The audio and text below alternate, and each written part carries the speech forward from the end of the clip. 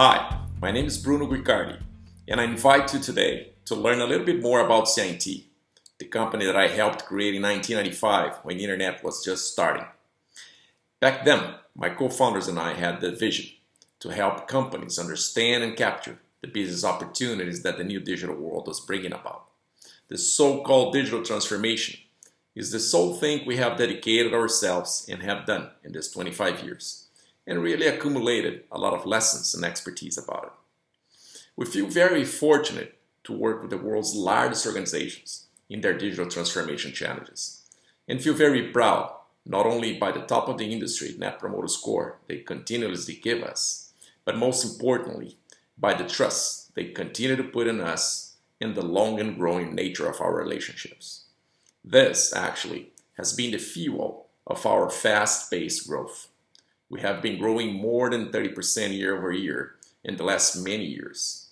And that, in turn, helps us create the opportunities for our own employees to grow their careers and keep rewarding us with their loyalty, creativity, and engagement. We are now 3,000 strategists, designers, and developers supporting clients in all continents. And I have to say that for a company that started with only 3 people, it feels really special to reach this 3,000 people milestone this year. Although we have a global footprint and scale, we have a very consistent approach to digital transformation. We understand each client's specific needs and meet them where they are. We adapt our expertise across technology, processes, and culture change and apply them to opportunities where we can create more business impact for our clients and help them achieve their goals of creating better integrated experiences for their customers, to be more innovative and agile, to revamp business models leveraging digital capabilities, among others. If it doesn't seem easy, it's because it's not. Even more so because our financial services clients are some of the biggest and more complex organizations in the world. They have tens of thousands of employees, and they have hundreds, sometimes thousands of legacy applications.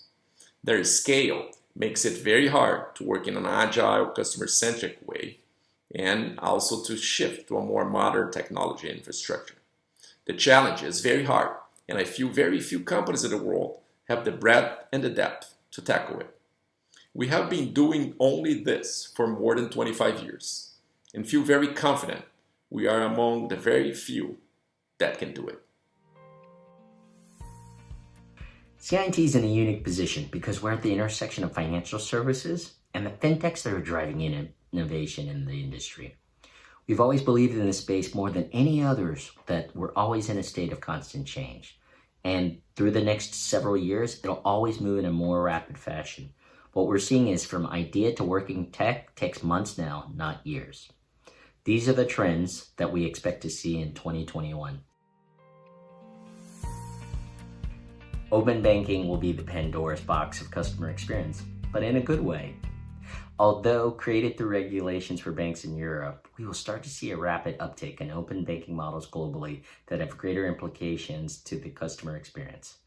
Using API's open banking principles, we're starting to see new use cases like comparison services, impacts to know your customer, price savings, product comparisons, and even use cases relative to the new credit scoring models. In fintech, it will be easier to serve the customer without being tied to all the legacy operations and structural models that are tied to most of the banks themselves. This means even more new use cases that are going to be conceived in a faster manner than before. Who benefits? Of course, the customer. And once they see all these new applications that will start to impact their lives, they will want more and expect more. The golden age of enhanced data utilization. What do we mean by that? Well, with the sources of data and the tech to process insights, we have an unparalleled opportunity to use data more intelligently than ever before. Beyond using simple profile information or risk-based models, what we can do is start to marry that traditional and non-traditional data together. This may include lifestyle, psychographic, financial, non-financial, brand, geolocation, and even social media data as well. What's important is combined with the predictive models, we can always understand the customer better, but really now start to project the timing of need. Done well, it becomes one of the most highly personalized communications forms that we can have. The trade-off here is that what is most paramount to the consumer is what we do to safeguard their privacy, as well as ensure that data security is just as important as how we utilize that information. For us, we only have two jobs as fintech providers. One is to safeguard people's money, but also now data, which is their new currency. Once that trust is eroded, there's no do-overs. And lastly, continuing down the path to financial well-being. Defined as the financial situation and money choices provided with security and freedom of choice. This isn't necessarily a new idea. We've seen this before over the years with budget planning and credit monitoring tools. But what's different is coming out of this crisis created by the pandemic next year, we're really reminded about the interlinking relationship between mental health, physical health, and financial well-being itself. For millions of people that will hopefully begin re-employment, it's not just about their bank accounts. It's really now about who can help me, who can help take control over my day-to-day and my month-to-month finances. How do I help create the capacity to absorb the financial shock so that I'm never in this situation again? How do I reestablish my financial goals and create a path to get there? And give me the ability to make financial choices to enjoy life in whatever way I can. Remember, it's not about wealth, but what are the tools that we can provide to help people take greater control of their financial well-being? Specifically in the US, for financial services, it will be the employee side of banking and really how work is done. This has probably been the most ignored part of digital transformation over the past decade, but really since coming out of this pandemic, it really presents a unique opportunity because we've been forced to work different. For fintechs, this means the technology is required to scale the enterprise.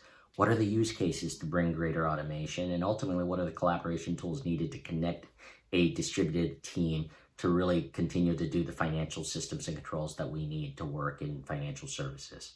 Similar to the old idea of customer-facing omnichannel, it will be about employee omnichannel, meaning how do they work at branch, call center, home, or in a manner that best suits the FI and the employee.